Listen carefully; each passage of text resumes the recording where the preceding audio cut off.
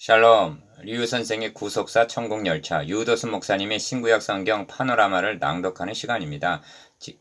지금은 역대상 파노라마의 마지막 장 29장의 첫 번째 부분입니다. 열주의 하나님께 감사하며 찬양하나이다. 요절은 18절. 우리 열주 아브라함과 이삭과 이스라엘의 하나님 여호와여, 주께서 이것을 주의 백성의 심중에 영원히 두어 생각하게 하시고 그 마음을 예비하여 주께로 돌아오게 하옵시며. 마지막 장에 이르렀습니다. 신정왕국의 모든 기초를 튼튼하게 놓은 다윗 왕 시대는 막을 내리고 그 위에 건설해야 할 솔로몬이 대신하여 왕위에 오릅니다. 본문은 다윗이 임종머리에서 백성들을 향한 마지막 권면과 하나님께 향한 마지막 기도로 되어 있습니다. 도표를 보시면 첫째 단어는 오늘날 누가 즐거이 손에 채워 여호와께 드리겠느냐를 중심으로 1.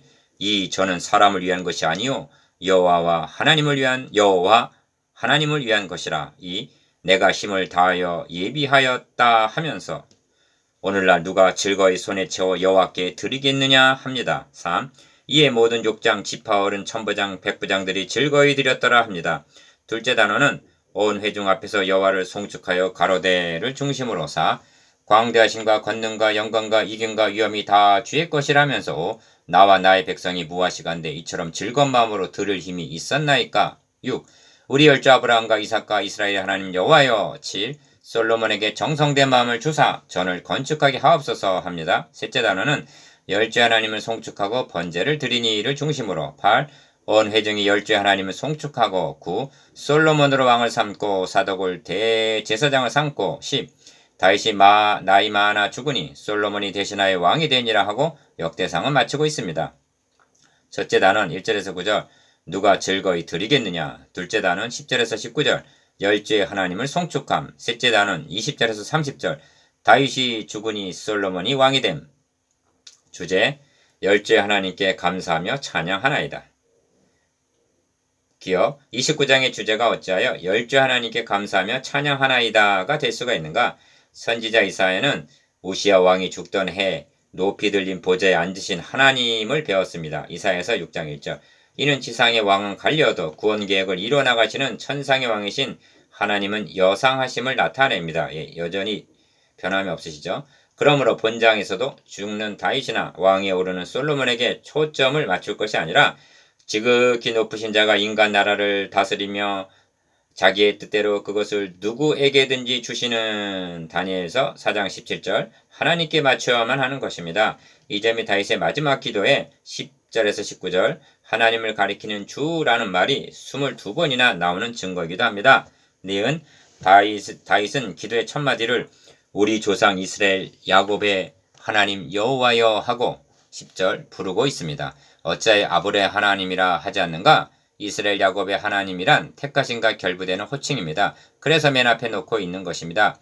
지렁이 같은 야곱을 이사야서 41장 14절 모태에서부터 택정하셔서 이스라엘 민족의 조상이 되게 하신 하나님이 자신을 목장에서 택해 주시고 여러 아들 가운데서 솔로몬을 택하사 여호와의 나라 위에 앉혀 이스라엘을 다스리게 하신 28장 5절 하나님이라는 뜻이 내포되어 있는 것입니다. 지긋 그런 후에 열주의 하나님 여호와라고 부르고 있음을 주목해야만 합니다. 18절 20절 왜냐하면 이는 언약과 결부된 고백적인 표현이기 때문입니다.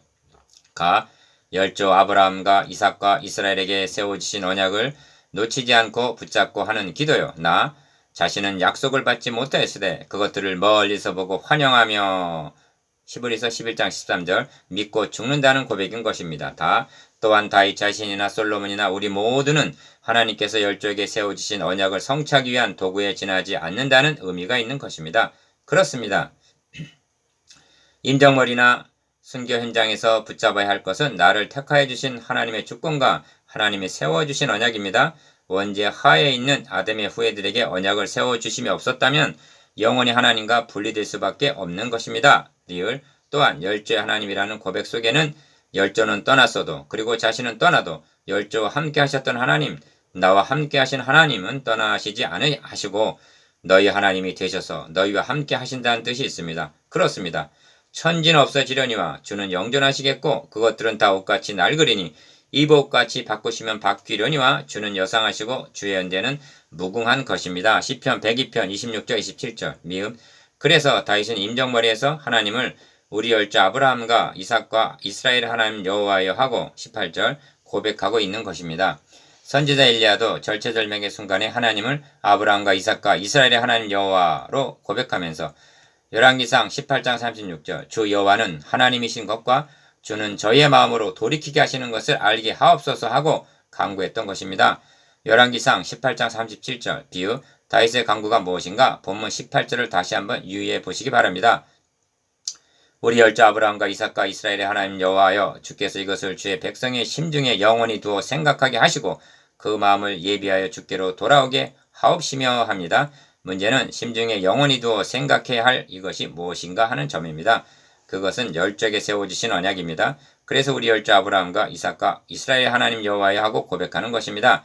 하나님께서 열조에게 세워주신 언약은 메시아 언약입니다. 이 은혜 언약 곧 복음을 갈라디아서 3장 8절 심중에 영원히 간직하게 해달라는 것입니다. 그러면서 주께로 돌아오게 하옵시며 하고 18절 하반절 간구하는데 혹시 당자처럼 떠나는 경우가 있다 하더라도 열조에게 세워주신 은혜 언약을 생각하고 돌아오게 해달라는 것입니다. 그런데 바로 솔로몬이 그랬던 것입니다. 시옷 다윗의 임종 기도를 할 수 있는 본문을 상고해보면 가 광대하심과 권능과 영광과 이김과 위엄이 다 주께 속하였고 나 천지에 있는 것이 다 주의 것이요 다 여호와의 주권도 주께 속하였사오니 주는 높으사 만유의 머리 시민이다 하고 11절 주라는 말을 10절 안에 22번이나 고백하면서 모든 주권과 영광을 하나님께 돌리고 있는 것입니다.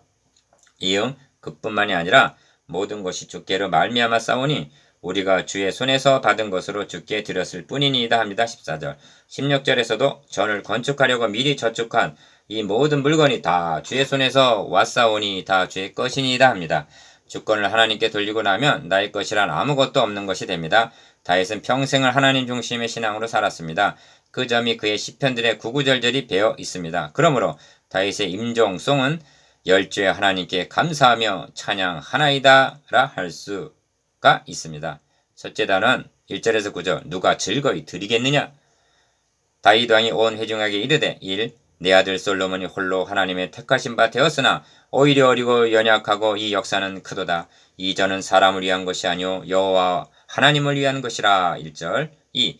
내가 이미 내 하나님의 전을 위하여 힘을 다하여 예비하였나니 곧 기구를 만들 금과 은과 녹과 철과 나무며 또 만화와 박을 복석과 꾸밀 보석과 채석과 다른 보석들과 화반석이 매우 많으며. 2절 기억 성전을 위하여 예비한 이 모든 것 외에도 내 마음에 내 하나님의 전을 삼함으로 나의 사유의 금 은으로 내 하나님의 전을 위하여 드렸노니 곧 오빌의 금 3,000 달란트와 천은 7,000 달란트와 모든 전 벽에 입히며 금 은 그릇을 만들며 공장의 손으로 하는 모든 일에 쓰게 하였노니 합니다.